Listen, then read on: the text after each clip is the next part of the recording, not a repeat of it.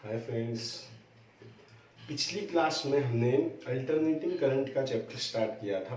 उसकी कुछ बेसिक चीज़ें हमने डिस्कस की थी कि अल्टरनेटिंग करंट में मैक्सिमम करंट क्या होता है, आरएमएस करंट क्या होता है, एवरेज करंट क्या होता है। आज हम स्टार्ट करेंगे चैप्टर को जिसमें हम अलग अलग एलिमेंट के साथ में सर्किट कनेक्ट करेंगे एसी करंट के साथ में। देखो, हमें करंट के साथ में जो बेसिकली एलिमेंट कनेक्ट करने होते हैं उसमें मेन 3 एलिमेंट है। सबसे पहला है रेजिस्टेंस, दूसरा है कोइल और तीसरा है कैपेसिटर। तो हम स्टार्ट आज करेंगे रेजिस्टिव सर्किट से। रेजिस्टिव सर्किट का मतलब है कि कोई रेजिस्टेंस R है, इसको एसी सोर्स से कनेक्ट करना है।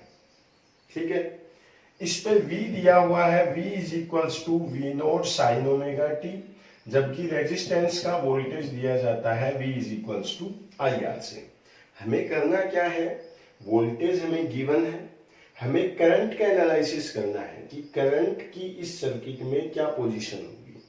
इसके लिए हम क्या करते हैं, देखो मान लो अगर हमने 20 वोल्ट कनेक्ट किया है तो रेजिस्टेंस पे कितना कंज्यूम होगा, 20 वोल्ट, मतलब जो वोल्टेज हम दे रहे हैं वो पूरा किस पे कंज्यूम हो रहा है, रेजिस्टेंस पे।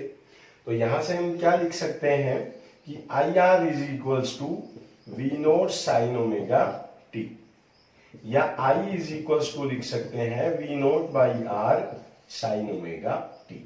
वोल्टेज हमें गिवन था, हमें करंट की वैल्यू फाइंड आउट करनी थी। तो फर्स्ट सर्किट यही खत्म होता है दो चीजों के साथ में। रेजिस्टेंस को R से लिखते हैं। देखो, वोल्टेज था साइन ओमेगा टी, करंट में भी मिलता है साइन ओमेगा टी। तो यहां से हम दो चीजें बता सकते हैं। पहला क्या, V and I are in same phase, कि जो वोल्टेज और करंट है वो दोनों सेम फेज में है। जहां V है वही क्या है, I है। इसको अगर हम डायग्राम से दिखाना चाहें तो इसको बोलते हैं फेजर डायग्राम। फेजर डायग्राम उस डायग्राम को बोलते हैं जो फेज शो करे। फेज को हिंदी में बोलते हैं कला, मतलब कितना कोई आगे या पीछे है। यहां जब हम वोल्टेज और करंट को शो करेंगे तो मान लो अगर वोल्टेज यहां है तो ये भी साइन ओमेगा टी है, ये भी साइन ओमेगा टी है, यहां कोई भी एंगल ऐड या सब्सट्रैक्ट नहीं हुआ है। तो करंट को भी सेम इसी लाइन पे शो कर दिया जाता है। ध्यान देंगे, V से कुछ नीचे करंट का एरो हमने शो किया है। इसके पीछे रीजन ये है कि करंट जो है ये होगा V अपॉन R, मतलब R से डिवाइड होने के बाद करंट की वैल्यू जो है वो कुछ कम हो गई है, इसलिए करंट का जो एरो है वो हमने कुछ पीछे शो किया है।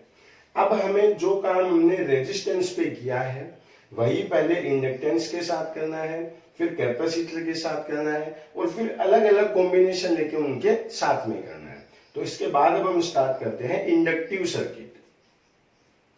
अब हम स्टार्ट करते हैं इंडक्टिव सर्किट।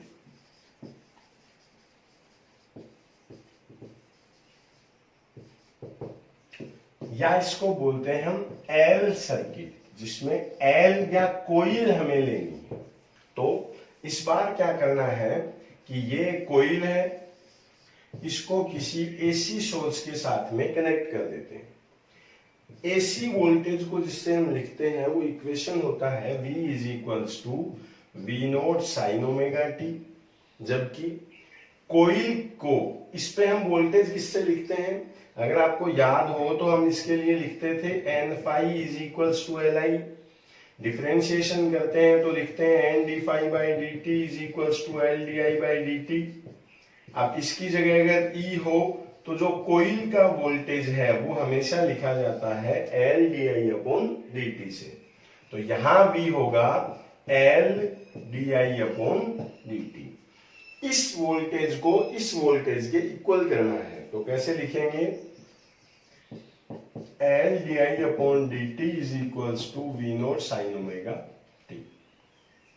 डी टी को इधर ले आते हैं, एल को नीचे, तो d i is equals to होगा V naught by L sine omega t d t. अगर हम इन दोनों साइड का इंटीग्रेशन कर देते हैं तो डी आई का इंटीग्रेशन होगा i, V naught L sine omega t का इंटीग्रेशन होता है, हमने पिछली क्लास में सीखा था माइनस कोस ओमेगा टी, तो इसका इंटीग्रेशन हम करेंगे माइनस कोस ओमेगा टी। और इंटीग्रेशन का रूल ये है कि जो चीज टी के पास में लिखी होती है उससे डिवाइड कर देते हैं।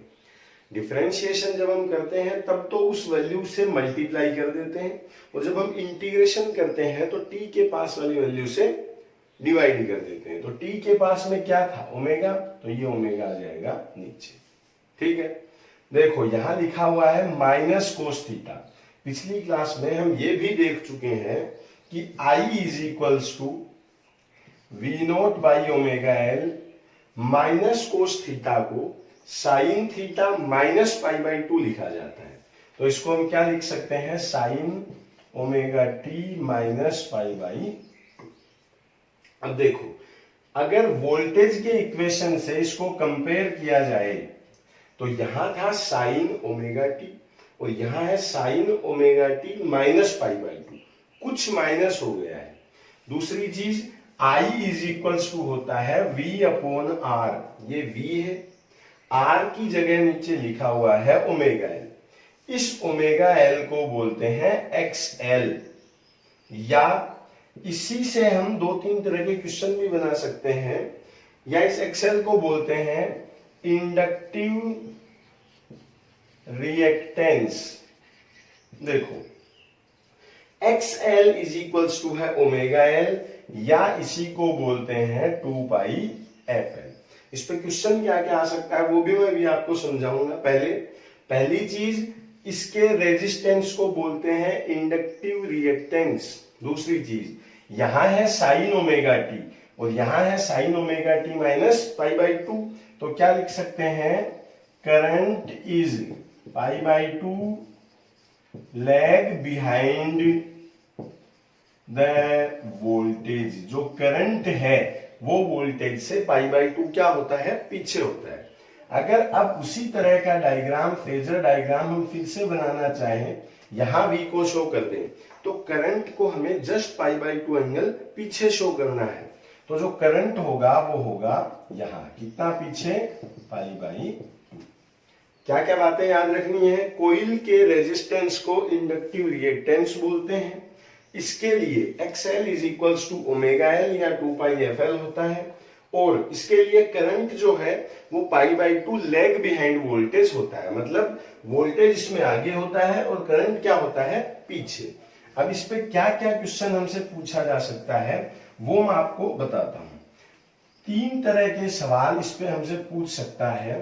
देखो, सबसे पहला क्वेश्चन एकदम थ्योरी का सवाल है, कैसे पूछेगा, question number 1, a coil of 5 millihenry have an inductive reactance of XL ohm at F frequency. If frequency is doubled, then what is the new inductive reactance? देखो, क्वेश्चन क्या है कि अगर एक कोइल F फ्रीक्वेंसी पे XL capacity है, sorry inductive reactance देती है, अब अगर हम इसकी फ्रीक्वेंसी को डबल कर दें तो क्या चेंज होगा। देखो, XL इज इक्वल्स टू क्या होता है, ओमेगा एल, या इसी को हम क्या लिखते हैं, 2 पाई FL। अगर फ्रीक्वेंसी को डबल करते हैं तो साथ में कौन डबल होगा, XL। तो अगर फ्रीक्वेंसी डबल कर दें तो जो न्यू इंडक्टिव रिएक्टेंस है वो कितना हो जाएगा, 2XL। इसी फॉर्मूले से डायरेक्ट ग्राफ का क्वेश्चन भी हमसे पूछ सकता है, what is the graph between frequency and inductive reactance. अगर फ्रीक्वेंसी और इंडक्टिव रिएक्टेंस में हमसे ग्राफ पूछा जाए तो XL इज इक्वल्स टू क्या है, 2 पाई FL। क्वेश्चन क्या है, what is the graph between XL and frequency. तो कैसा ग्राफ प्लॉट करेंगे हम यहाँ पे, XL है, FI डायरेक्टली प्रोपोर्शनल है, तो इस तरह का ग्राफ। Question number 2। अब क्वेश्चन नंबर 3 पे चलते हैं। इसमें हमें एक चीज याद रखनी है, हम जब कोई इलेक्ट्रिक इंस्ट्रूमेंट खरीदते हैं तो उस इलेक्ट्रिक इंस्ट्रूमेंट के ऊपर कुछ वोल्टेज लिखा हुआ आता है, मान लो 220 वोल्ट है या कितना भी कुछ भी लिखा हुआ है। हमेशा जब भी किसी इलेक्ट्रिक इंस्ट्रूमेंट पे कोई वोल्टेज गिवन होता है, वो वोल्टेज की आरएमएस वैल्यू होती है। कैसी वैल्यू लेंगे, आरएमएस वैल्यू। तो क्वेश्चन इस पे किस तरह से आएगा, देखिए पहला आता है जब वोल्टेज की इक्वेशन दी हुई हो, जैसे a coil of 20 milli henry is connected with AC supply of V equals to 20 sine 100 pi t, या ओनली 100 टी भी आप ले सकते हो। Then find the maximum and RMS current in the circuit. देखो ऐसे क्वेश्चन में V इज इक्वल्स टू क्या एज्यूम करेंगे, V naught sine omega t. यहां मैक्सिमम वोल्टेज क्या दिया हुआ है, 20, साइन की जगह साइन है, ओमेगा कितना दे रखा है, 100। तो अगर इंडक्टिव सर्किट हो तो सबसे पहले हम XL फाइंड आउट करेंगे। XL क्या होता है, ओमेगा L। ओमेगा कितना है, 100 है, L कितना है, 20। जो हेनरी में गिवन होता है, हेनरी में वो L होता है, और जो ओम में होता है वो XL होगा इंडक्टिव सर्किट के लिए। तो 20 मिली हेनरी यानी 10⁻³ 1 2 3, अगर ये तीनों पावर हटा दें तो XL क्या आता है, 2 ओम। क्या याद रखेंगे, किसी भी सर्किट के लिए जो हेनरी में वैल्यू गिवन है वो L की है, और अगर XL की वैल्यू हमें दी जाएगी तो किसमें दी जाएगी, ओम में दी जाएगी। अब यहां से मैक्सिमम वोल्टेज हमारे पास में है, तो सबसे पहले हम निकालेंगे मैक्सिमम करंट, जो होगा V मैक्सिमम अपॉन XL। कैसे याद रखेंगे, I इज इक्वल्स टू होता है V बाई R। अब V है V नोट और XL है XL। V नोट कितना है, दिया हुआ है 20, XL कितना है 2, तो ये कितना एम्पियर मिलता है, 2 एम्पियर। अब पूछा गया है second RMS value of current. तो RMS वैल्यू के लिए आपको याद होगा ये होता है मैक्सिमम अपॉन √2। मैक्सिमम कितना है, 10 एम्पियर है, किससे डिवाइड कर देंगे, √2 से। तो इसको हम लिख देंगे 5 × 2, डिवाइड कर देंगे √2 से, तो ये मिलेगा √2 या 5√2। नेक्स्ट चैप्टर में, सॉरी नेक्स्ट क्वेश्चन में हम चलते हैं, जिसमें इस तरह की इक्वेशन नहीं दी जाएगी, बल्कि क्या दिया जाएगा, देखिए कोइल हम सेम ले लेते हैं, 20 मिली हेनरी ये भी था, कोइल सेम रखते हैं। तो देखिए question, a coil of 20 milli henry is connected with AC supply of 100 volt 50 hertz. Then find maximum and RMS current of circuit। देखिए क्या दे रखा है, जब इस तरह का AC दिया जाए, कोमा लगा के दो चीजें लिखी हो, तो यहां जो वैल्यू गिवन होती है वोल्ट की, वो हमेशा RMS वैल्यू होती है। क्या याद रखेंगे, इस तरह की वैल्यू जब भी कभी दी जाए तो ये हमेशा कैसी वैल्यू है, RMS वैल्यू है। यहां जो लिखा हुआ है 50 हर्ट्ज, ये फ्रीक्वेंसी है, F है। अब अगर RMS वैल्यू दी गई है तो हम पहले RMS करंट निकालेंगे, उस RMS करंट से फिर बाद में हम मैक्सिमम करंट निकालेंगे। तो पहले हम निकालते हैं XL, जिसका फॉर्मूला था ओमेगा L, या इसी को हमने लिखा था 2πfL।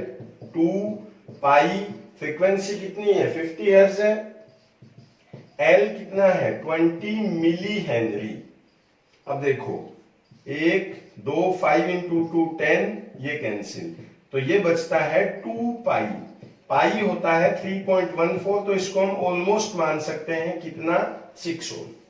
हमें निकालना क्या है, करंट निकालना है, तो आई आरएमएस अब आएगा। आरएमएस क्यों आएगा, क्योंकि जो वोल्टेज गिवन है वो कौन सा वोल्टेज है, आरएमएस वोल्टेज है। तो आरएमएस वोल्टेज के लिए हम करेंगे V RMS by XL. V RMS कितना दे रखा है, 100 दे रखा है, एक्सएल कितना दे रखा है, 6 दे रखा है, तो ये आएगा 16.66 एम्पियर। अगर मैक्सिमम लेना चाहे तो देखो आई आरएमएस क्या होता है, आई मैक्सिमम बाई √2। मैक्सिमम चाहिए तो इसको किससे मल्टीप्लाई कर देंगे, √2 से, तो आई मैक्सिमम होगा √2 इंटू आई आरएमएस। आई आरएमएस कितना था, 100/6, तो ये आएगा 50/3√2। ये थे इंडक्टिव सर्किट के चारों तरह के क्वेश्चन, जो क्या क्या हो सकते हैं। पहला, अगर फ्रीक्वेंसी चेंज की जाए तो एक्सएल की वैल्यू किस तरह चेंज होगी, न्यूमेरिकल फॉर्मेट में। दूसरा, एक्सएल और फ्रीक्वेंसी का डायरेक्टली हमसे ग्राफ पूछ लिया जाए। तीसरा, जब वोल्टेज किसी इक्वेशन के फॉर्मेट में गिवन हो। और चौथा, जब आरएमएस वैल्यू फ्रीक्वेंसी के साथ में दे रखी हो। अब चलते हैं हम अपने तीसरे सर्किट पे, जिसको हम बोलते हैं कैपेसिटिव सर्किट, या जिसको हम बोल सकते हैं सी सर्किट। देखिए यहां एक कैपेसिटर है, यहां कोई एसी वोल्टेज है इस तरह का। ये जो सिंबल है ये एसी वोल्टेज को शो करता है। क्या लिखा हुआ है, V = V0 sin omega t। इसका वोल्टेज किससे लिखते हैं, याद होगा एक फॉर्मूला हमने पढ़ा है, Q = CV, या V लिखते हैं Q/C। इसका वोल्टेज है Q/C। ये C होता है फैरेड में, नॉर्मली माइक्रोफैरेड में गिवन होता है, इसकी यूनिट वैसे क्या है, फैरेड। अब इस Q/C को इसके इक्वल करना है, क्योंकि जितना वोल्टेज हम देंगे वो इस पे कंज्यूम होगा। तो हम क्या लिख सकते हैं, ठीक है, इस C को उधर ले जाते हैं तो Q आएगा V0C sin ओमेगा t। अब इस इक्वेशन को दोनों साइड से डिफरेंशिएट कर देते हैं, तो क्या लिखेंगे, डिफरेंशिएटिंग फ्रॉम बोथ साइड्स। तो देखो क्या होगा, Q का डिफरेंशिएशन होगा dQ/dt। मन में क्वेश्चन उठ सकता है कि इसको डिफरेंशिएशन क्यों कर रहे हैं। हमने शुरू में ये कहा था कि इन सब सर्किट का वोल्टेज हमें गिवन होगा और करंट की वैल्यू हमें फाइंड आउट करनी होगी। तो वोल्टेज तो गिवन है V0 sin omega t, current कब मिल सकता है, जब dQ/dt हो, इसलिए हमने इसको क्या कर दिया है, डिफरेंशिएट, = V0C। साइन का डिफरेंशिएशन होता है cos ओमेगा t, और डिफरेंशिएशन में t के पास जो लिखा होता है उससे मल्टीप्लाई कर देते हैं, तो ये ओमेगा आ गया यहां। dQ/dt, the rate of flowing charge is called current. सुना है 9th क्लास में कि चार्ज फ्लो होने के रेट को ही क्या बोलते हैं, करंट बोलते हैं। तो dQ/dt क्या होगा, I। V0, इस ओमेगा सी को मैं नीचे कर देता हूं 1/ओमेगा C plus cos omega t. कल हमने ये पढ़ा था कि अगर माइनस कोस ओमेगा टी हो तब उसको जब साइन में चेंज करते हैं तो लिखते हैं साइन ओमेगा टी -π/2, और अगर प्लस कोस ओमेगा टी हो इसको हम चेंज करते हैं तो लिखते हैं साइन ओमेगा टी +π/2। अब यहां हमारे पास कैसा ओमेगा टी है, प्लस में है, तो हम इसको लिख देंगे साइन ओमेगा टी +π/2। ये हो गया खत्म। यहां से हम दो रिजल्ट निकाल सकते हैं। I = क्या होता है, V/R। यहां जो नीचे आया है उसकी वैल्यू आ रही है 1/ओमेगा सी, इसको बोलते हैं XC। क्या बोलते हैं, XC = 1/ओमेगा सी। मतलब जिस तरह रेजिस्टेंस का रेजिस्टेंस R है, कोइल का रेजिस्टेंस XL या इंडक्टिव रिएक्टेंस है, उसी तरह से किसी कैपेसिटर का resistance X C is equals to 1/ω_c, या ओमेगा क्या होता है 1/2πf, तो इसको देते हैं 1/2πfc से। इस एक्स सी को बोलते हैं कैपेसिटिव रिएक्टेंस। रिएक्टेंस वर्ड जहां भी लिखा हो उसका मतलब ये क्लियर होगा कि सर्किट में एक ही एलिमेंट है। आगे एक दूसरा वर्ड आएगा इंपीडियंस। इंपीडियंस का मतलब होता है सर्किट में मोर देन वन एलिमेंट है, और अगर रिएक्टेंस लिखा हुआ है मतलब सर्किट में सिर्फ एक ही एलिमेंट है। तो कैपेसिटर के रेजिस्टेंस को क्या बोलते हैं, capacitive reactance. X C is equals to क्या बोलते हैं 1/ω_c, या इसी को क्या लिखते हैं 1/2πfc। साथ में देखो यहां है साइन ओमेगा टी, वोल्टेज में लिखा हुआ था साइन ओमेगा टी, जबकि इसमें लिखा हुआ है sine omega t plus π/2। Plus π/2 के अकॉर्डिंग हम ये रिजल्ट ले सकते हैं कि कैपेसिटर का जो करंट है वो वोल्टेज से क्या चला जाएगा, आगे चला जाएगा। कितना जाएगा, प्लस π/2। तो यहां से हम क्या लिख सकते हैं, in a pure capacitive circuit current is π/2 forward than voltage, कि जो करंट है वो वोल्टेज से π/2 फॉरवर्ड होता है। अगर इसको हम डायग्राम में शो करना चाहें, फेजर डायग्राम में, यहां अगर हम V को शो कर देते हैं तो करंट जो है वो इससे π/2 आगे लिया जाएगा। करंट की वैल्यू वोल्टेज से π/2 फॉरवर्ड होती है के सर्किट में, कैपेसिटिव सर्किट में। तो यहां से हम कैपेसिटेंस के लिए दो रिजल्ट निकाल सकते हैं। पहला, कैपेसिटर के रेजिस्टेंस को एसी सर्किट के साथ में क्या बोलते हैं, कैपेसिटिव रिएक्टेंस, जबकि इसके लिए करंट जो है वो वोल्टेज से π/2 फॉरवर्ड होता है। देखो पहले हम कैपेसिटर पे क्या क्या क्वेश्चन आ सकता है उसको डिस्कस करेंगे, फिर हम एक फिल्टर नाम की चीज पढ़ेंगे कि कोइल और कैपेसिटर मिलकर एक फिल्टर की तरह काम करते हैं। वो कैसे करते हैं वो मैं आपको इसके न्यूमेरिकल्स के बाद में समझाऊंगा। अभी पहले हम कैपेसिटर के क्वेश्चंस कवर करते हैं। देखो पहला question number 1, a capacitor have capacitive reactance XC at F frequency. If frequency is doubled, then new capacitive reactance will be, तो नया कैपेसिटिव रिएक्टेंस क्या होगा, XC इज इक्वल्स टू क्या था 1/ω_c, या इसी को हमने क्या लिखा था 1/2πfc। फ्रीक्वेंसी अगर डबल कर देते हैं, XC is directly proportional to क्या है 1/f। फ्रीक्वेंसी अगर डबल करते हैं तो XC जस्ट क्या हो जाएगा, इसको डबल करोगे तो नीचे 2 आएगा, तो XC जो है वो हाफ हो जाएगा। तो यहां से हम क्या कह सकते हैं, capacitive reactance will be half, आधा हो जाएगा। नीचे अगर 2 हम लगा देते हैं, फ्रीक्वेंसी डबल करते हैं तो नया क्या आया 1/2, तो हम क्या कह सकते हैं कि कैपेसिटिव रिएक्टेंस जो है वो क्या हो जाएगा पहले के कंपैरिजन में हाफ। इस पे ग्राफ के हमसे 2 तरह के क्वेश्चन पूछे जा सकते हैं। क्या क्या पूछ सकता है, देखो question number 2, draw a graph between A है XC एंड F और B है XC एंड 1/f। देखो अगर XC और फ्रीक्वेंसी में डायरेक्ट ग्राफ प्लॉट करते हैं तो XC इज इक्वल्स टू है 1/ω_c, या इसी को हम लिखते हैं 1/2πfc। फ्रीक्वेंसी है नीचे, XC है ऊपर। जब भी 2 वेरिएबल एक दूसरे के इनवर्सली प्रोपोर्शनल होते हैं तो हमेशा हाइपरबोलिक ग्राफ खींचा जाता है। तो अगर इसका ग्राफ हम खींचते हैं तो यहाँ XC होगा, यहाँ F होगा और ये हाइपरबोलिक ग्राफ होगा।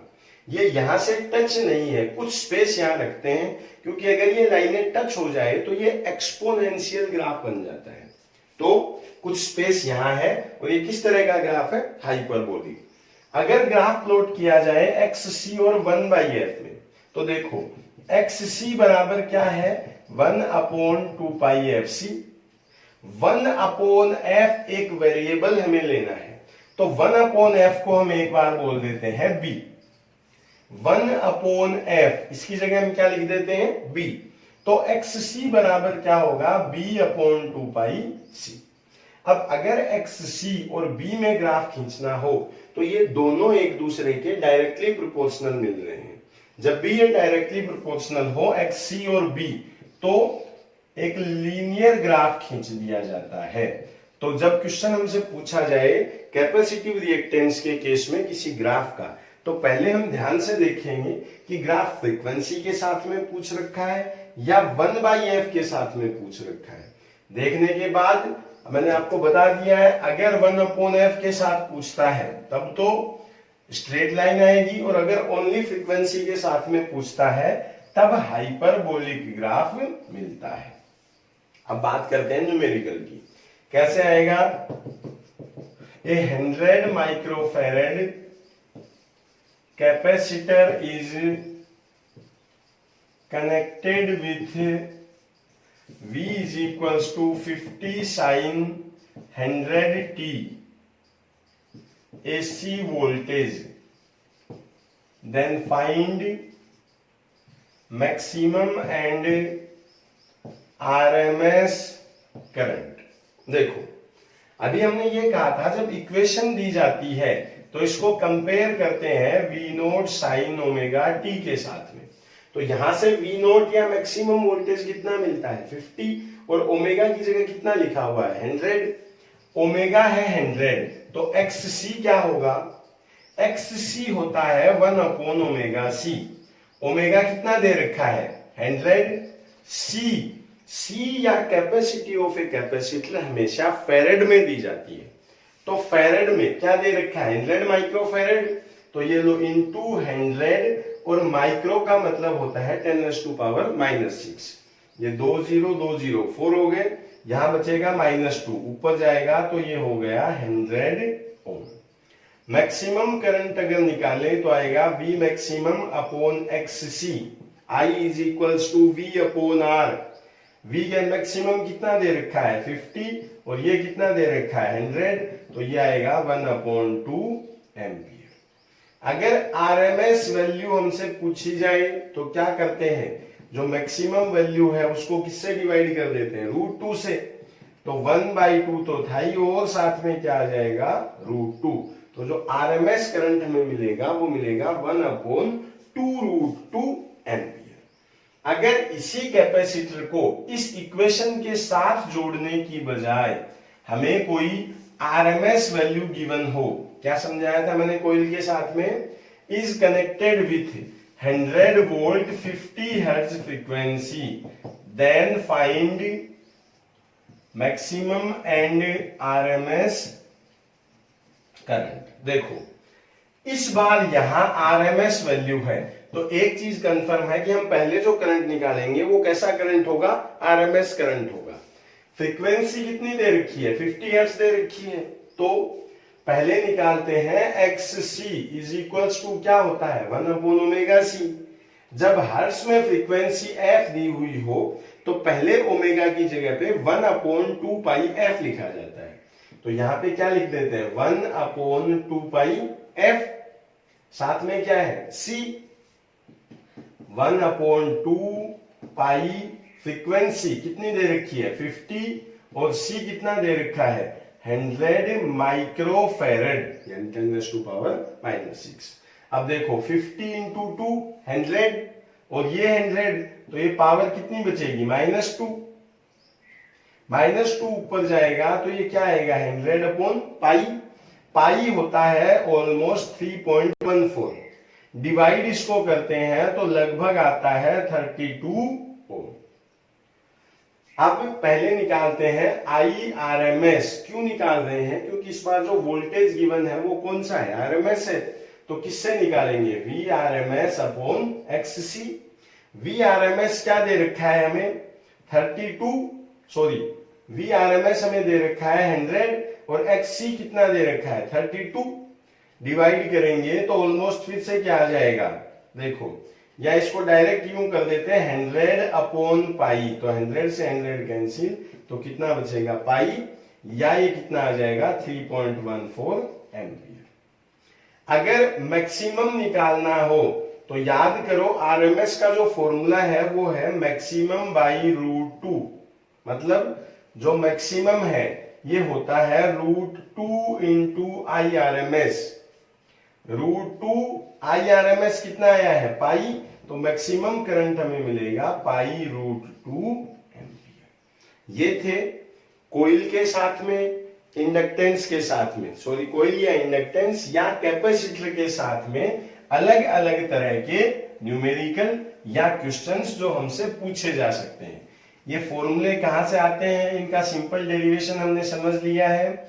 अब मैंने आपको कहा था कि हम एक चीज पढ़ते हैं फिल्टर। फिल्टर देखो क्या है, हम सिंपली समझ सकते हैं, फिल्टर ऐसी चीज है जो फिल्टर कर दे या छान के दे। छानने का मतलब क्या है, किसी चीज को, नॉर्मली मान लो हम चाय बनाते हैं तो लास्ट स्टेज में आने के बाद जो चाय को छानते हैं वो इसलिए करते हैं ताकि चाय अलग हो जाए और चाय पत्ती क्या है साइड में रह जाए, या जो मोटा कुछ है या जिस चीज को हमें काम में नहीं लेना है उसको अलग रख दिया जाए। तो अलग करने के लिए दो चीजें हैं, उसको अलग अलग करने के लिए कोई फिल्टर काम में लिया जाता है।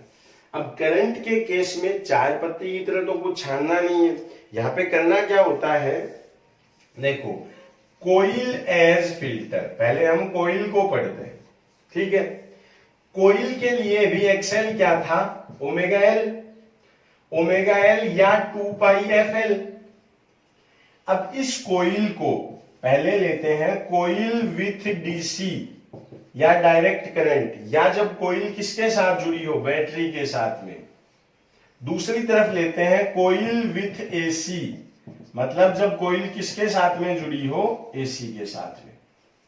देखो, जब इसको डीसी के साथ में कनेक्ट करते हैं तो डीसी जो होता है ये होता है इस तरह से, मतलब डीसी करंट या डायरेक्ट करंट, जो सेल से करंट, बैटरी से करंट हमें मिलता है, ये करंट फ्लक्चुएट नहीं करता है।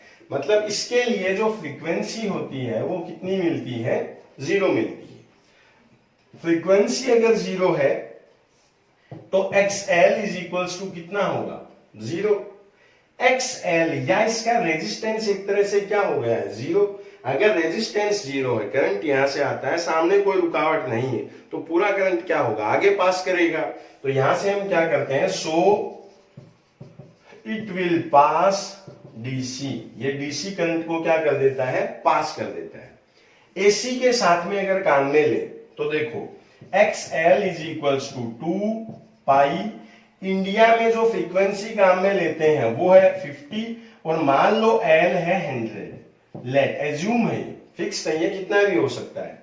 तो 50 इंटू 2 100 इंटू 100 10⁴। अब 3 से इसको मल्टीप्लाई करेंगे तो ये ऑलमोस्ट आएगा 30,000 ओम।